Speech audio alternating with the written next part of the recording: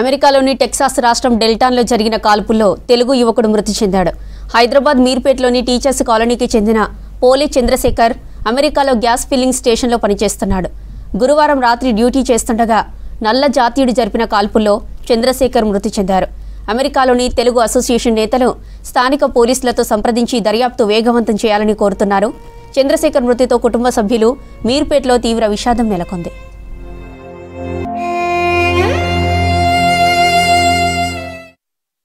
తమ్ముడు అమెరికాలో నిన్న నైట్ చనిపోవడం జరిగింది. ఎట్లా గ్యాస్ స్టేషన్లో వర్క్ చేస్తుంటే కొంతమంది గుర్తు తెలియని వ్యక్తులు గన్ షాట్ చేసిరని తెలిసింది.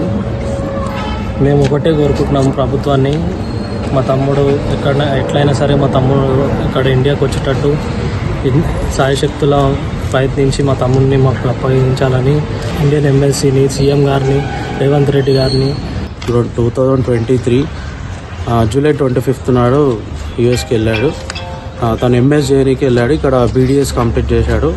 Suddenly when he is working gas స్టేషన్లో షూట్ చేశారంట అండి మా బ్రదర్ని. ఇది చాలా బాధాకరం మాకు. మేము అయితే ఈరోజు ఇట్లా ఇన్సిడెంట్స్ అవుతున్నాయి. ఈ గవర్నమెంట్ మాత్రం చాలా స్పందించాలండి ఈ విషయంలో.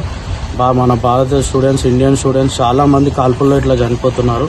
బ్రదర్ని ఎంత వీలైతే అంత త్వరగా మన ఇండియాకి మాకు చేరుస్తారని మేము కోరుకుంటూ ఇండియన్ ఎంబసీకి ప్రార్థిస్తున్నాము.